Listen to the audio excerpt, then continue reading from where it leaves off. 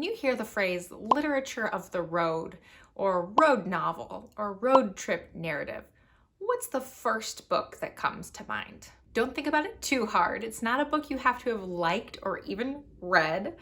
Just name the first book that comes to mind when I say road trip novel. I'm guessing a lot of you said On the Road by Jack Kerouac, because that's the first book that jumped into my mind. If you said a different book other than On the Road, you get 20 points. If you named a book about a woman on the road, then you get 50 points. If you named a book about a woman on the road written by a woman author, then you get 100 points. If you named a book written by a woman about a woman on the road who is not traveling with a man at her side, then you get 200 points. And if you named a book written by a woman about a woman traveling without a man and who is also not running from a man and who doesn't get raped or murdered while on the road, you get 1,542 points? That's a lot of points. A few years ago, I read a novel by Vanessa Vela called The Great Offshore Grounds, and it is indeed a female-led road novel. It's an epic road trip taken by two sisters across the United States, and it starts out with these two sisters attending the wedding of their estranged father, who had asked them specifically to attend, and they're hoping that he asked them to attend because he's going to give them some money, because their father is very, very wealthy and they are incredibly poor. But instead of money, their father gives them a family secret that sets them on an epic journey across the country. The novel is sad, but also full of adventure, and it tackles topics such as poverty and family and death and grief and loss. Before publishing the novel, The Great Offshore Grounds, Vanessa Vela had written essays about the lack of iconic female road narratives in specifically American literature. In a 2013 article titled Green Screen, The Lack of Female Road Narratives and Why It Matters, Vela argues that there are no iconic female road narratives, and not that there aren't stories of women on the road, but there aren't any iconic stories that jump immediately to mind, like an On the Road, a book that jumps to mind to a large number of people. And in that article, Vela argues that the road narratives that we do have of women are primarily stories of rape and murder. They're often stories of women running from something, often a dangerous man. There are also stories of women who are on the road because they have been shunned, because they are outsiders to their community for one reason or another. These aren't stories of adventure and freedom and self-discovery. They aren't quests. Vanessa's article stems from her own experiences hitchhiking as a young woman and her encounters of very real dangers on the road. She writes, "Whereas a man on the road might be seen as potentially dangerous, potentially adventurous, or potentially hapless, in all cases, the discourse is one of potential. When a man steps onto the road, his journey begins. When a woman steps onto that same road, hers ends." What I think Vela is trying to say is that, say I saw a young man hitchhiking on the side of the road, and then I noticed that he's carrying a copy of Jack Kerouac in his hands. I would probably say, aha, okay, now I get it. I get what kind of experience this guy is after. But a woman on that same road doesn't have an equivalent iconic narrative to point to. So I could see myself seeing a woman hitchhiking on the road and my first thought being, oh my God, what's happened to her? Or, oh my God, what's going to happen to her? Or worse, as Vela argues in her article, we don't see her at all because she doesn't fit into any of these narratives and frameworks that we've been handed down. So I implore you to read Vela's article, which I'll link to below, for a really fascinating and terrifying exploration of what happens then, what happens when women on the road, especially women from marginalized communities, become invisible. But after reading this great female-led road trip narrative, The Great Offshore Grounds, I have to admit, I kind of forgot about the topic of the lack of female road narratives in literature until Split Lip Press reached out to me to tell me about a book that they were about to publish that hoped to fill the gap in female road narratives. And I'll tell you a little bit more about this book in a moment because I loved it. Hello, future Sarah here. In the following footage, you will see that I make an egregious error not only once, but twice, by referring to Colleen Burner as Colleen Burns. Not their name. Colleen Burner wrote Sister Golden Calf, not Colleen Burns. I am in the process of attempting to refilm the whole video to correct this error, but it's not going well. I am currently sick with a fever and sore throat, and I'm having trouble articulating myself in a coherent way. And also, my son is home. You might be able to hear him in the background. He is supposed to be cleaning his room, but is currently trying to convince me that he should not be cleaning his room alone. I should be helping him because his teacher has told him and his class that it's good to spend time with family. So that's going on in the background. I am sure he's going to catch whatever it is that I have, and so he will be with me for the next several days, if not more, depending on whatever this is. And I really just want to get this video out into the world because I loved Colleen Burner's book, Sister Golden Calf. And it's been a long time coming. I've been meaning to talk about their book for a long time. I finished it forever ago. So I am going to insert this apology here in the middle, especially because I actually have other videos planned where I'm going to talk about Sister Golden Calf, and I will continue to correct my error in those future videos. I'm particularly bummed about this error because this whole video is about a lack of a certain narrative in published literature. And so to talk about a lack of a narrative and then say, and then here's a book that fills that hole, and then get the author's name wrong is just kind of ridiculous. I'm so sorry. On with the show. But first, I want to think just a little bit more about why I think female road narratives are so rare, based on this great article by Vanessa Vela that is like 10 years old, still very relevant. So I am not a scholar in women's studies or in literature or in anything else. So just keep that in mind. This is all is basically a thought experiment for me. And I thought that it would probably provoke some thoughts from you all as well. And it's really an extension of the thoughts that came up for me as I was reading Veselka's article and then also reading Sister Golden Calf. So I welcome you to share your own thoughts in the comments below as we go, please. So first off, I personally feel, just based on my own reading experience of reading from across centuries worth of literature, that the narratives that are often given priority in publishing, but also in education, what we're given to read, what we're told is the canon, are often narratives that involve movement. Not always, but often. So there's a famous quote often attributed to John Gardner about how all fiction follows one of two plots. Either a character goes on a journey or a stranger comes to town.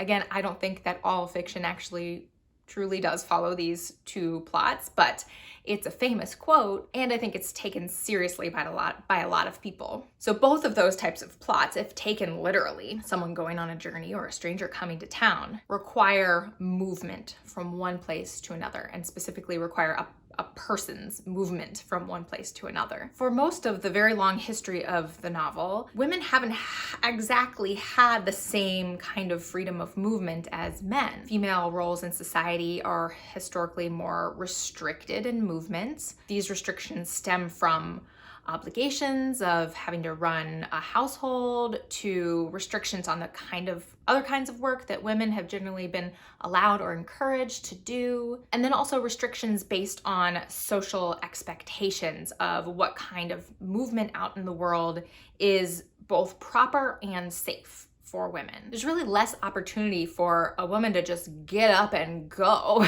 especially for women who don't have wealth, who don't have the kind of resources to travel safely. And then of course there's a fear of what might happen to a woman who's traveling independently, namely rape, murder, ostracism, because she's out in the world alone. Of course, most of the women I know these days travel completely freely and independently throughout the world alone. Again, I'm thinking of women throughout history because you need time for a narrative to reach iconic status, to become a classic or even a modern classic. But even today, there are very real dangers and social stigma related to women traveling alone. And I just finished a book actually recently called Dead Girls by Selva Almada, and it's translated by Annie McDermott and published by Charco Press. And this is about femicide. This book's about femicide in Argentina. And hitchhiking is a huge subject in this book.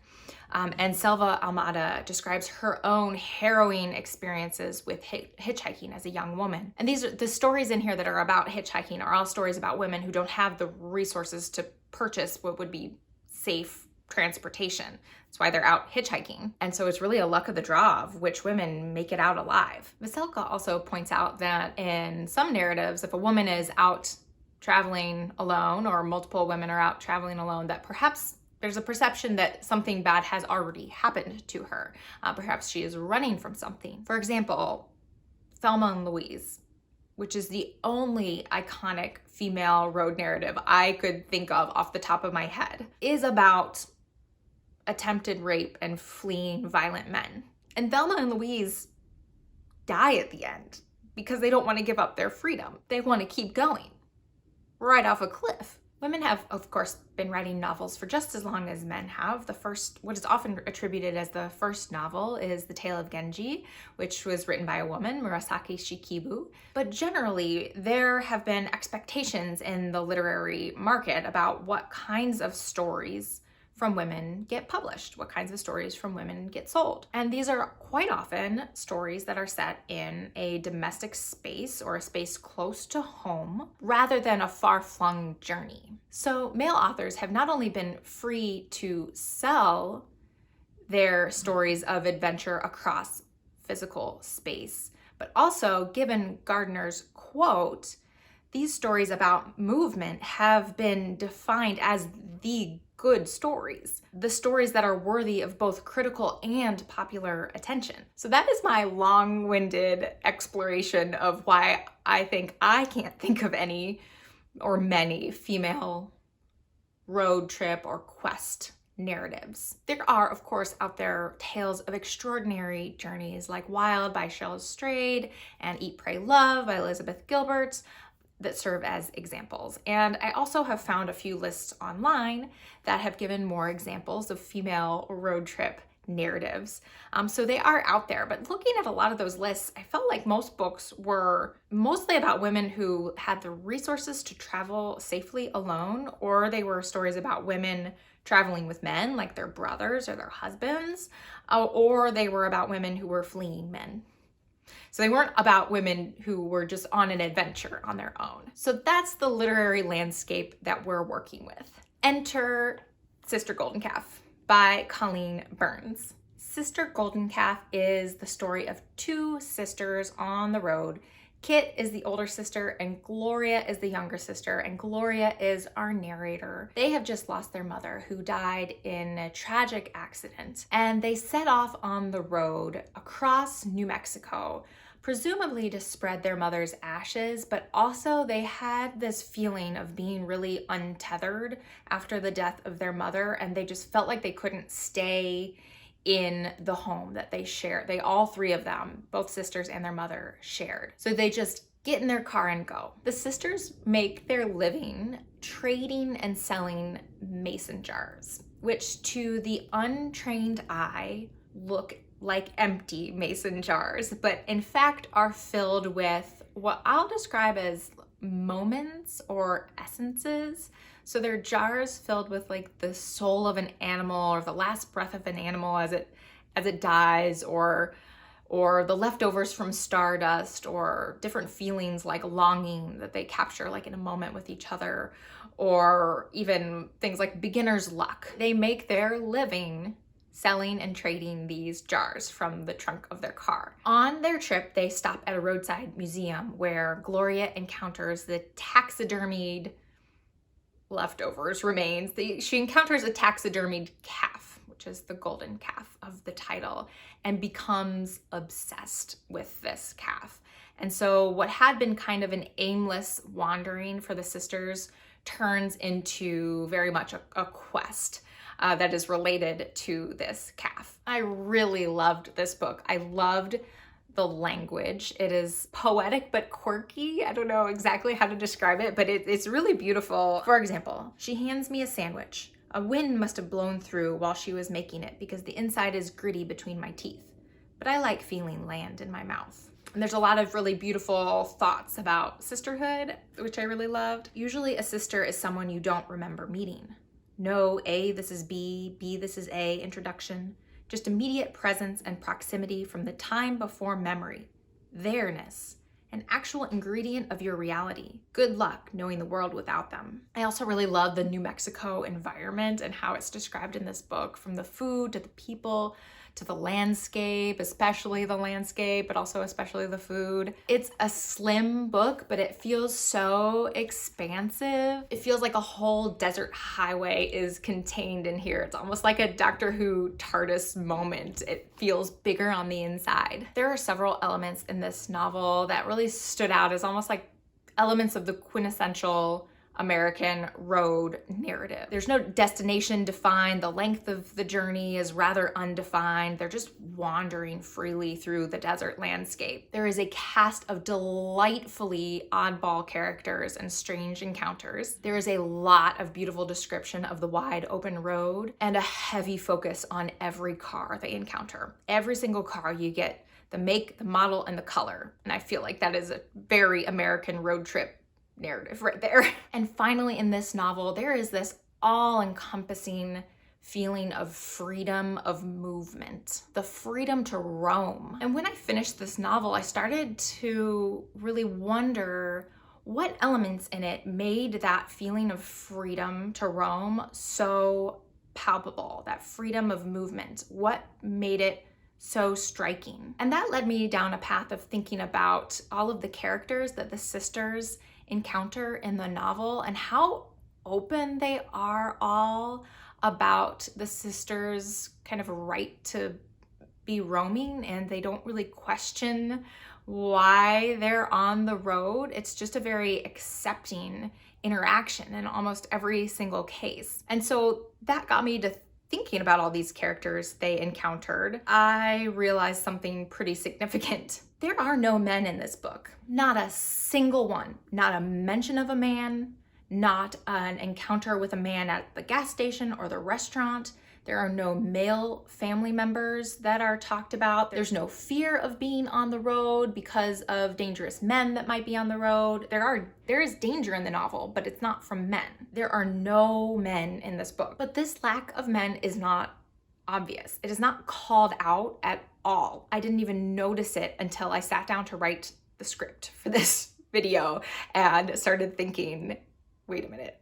There aren't any men in this book. And literally, I can point to where in my notes I actually wrote out, wait a second, and went back to flip through the book. They just simply aren't there. So I listened to an interview with the author, and sure enough, that was a conscious decision they made to not include any men in the book. But I didn't even notice. So it is in no way thrown in your face. It's not called out. They just simply aren't there. It's just how the novel unfolds, and if you aren't looking for it, you might not even notice. And that in itself is so freeing as a woman to realize after the fact that there was not a single man in the book, and I was none the wiser. And so that is how Colleen Burns deals with the fact that the prevalent narrative of women on the road is one of rape and murder and violence and ostracism and stigma. They simply remove men from the novel. Et voila, their characters are free to worry about other things. Because this is social media and I know how things get twisted on social media sometimes, I just want to say that while I loved this book and this book happened to have no male characters in it, I don't have any problem with books that have male characters in them. I love books with male characters. I just thought it was really cool that this book had no men in it and I didn't notice. That was just like a cool moment for me to read a book and not even notice. Just read it, enjoy it, and then afterwards be like, oh yeah, there were no men in that book. There are definitely other great books out there about women on the road. I know it. So other than The Great Offshore Grounds and Sister Golden Calf, one other great example I thought of is a novel called The Adventures of China Iron. And it is by Gabriela Cabezon Camara. And it's translated by Fiona McIntosh and Iona McIntyre and published by Charco Books. This takes place in Argentina rather than the US, but I think it has a lot of similar elements to like a typical American road trip novel. And the primary similarity, I think, is the exploration of the myths that make up a nation, which in this case, in The Adventures of China Iron, it's the myths that make up the nation of Argentina, because it takes place in the very beginnings of the nation of Argentina. And I feel like a lot of American road novels are very much about the myths that make America. But The Adventures of China Iron is about two women who are on their own kind of road trip. They're in an ox-drawn wagon and they are making their way across the Pampas region of Argentina. And it's true, one of the women is searching for her husband and the other one is fleeing from her husband. But I still feel like there is this sense of freedom on the road, and they're not super concerned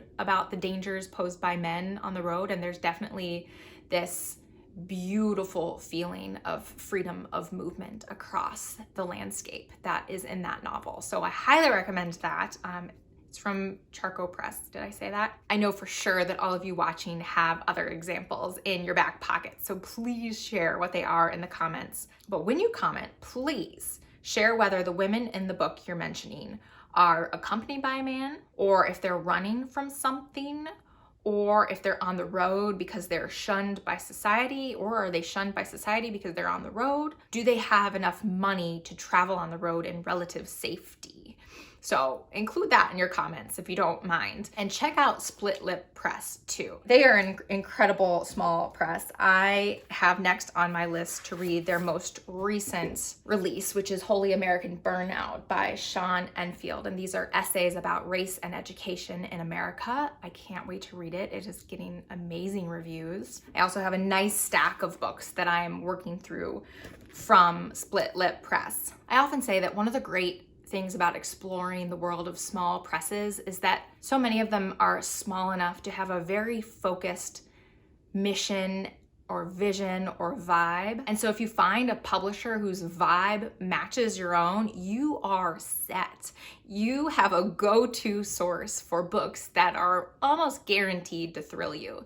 And I feel like from my beginner's experience with Split Lip Press, they are one of those perfect publishers for me. They are edgy and innovative, but they also feel down to earth, which is really important to me. And none of it is at the expense of great storytelling. So I am very excited, if you can't tell, to keep reading more from Split Lip. Such a cool small publisher. Thank you so much for joining me. Please stay tuned for more updates about these books from Split Lip Press. I can't wait to share them with you. My name is Sarah. I hope you have a great day. Bye.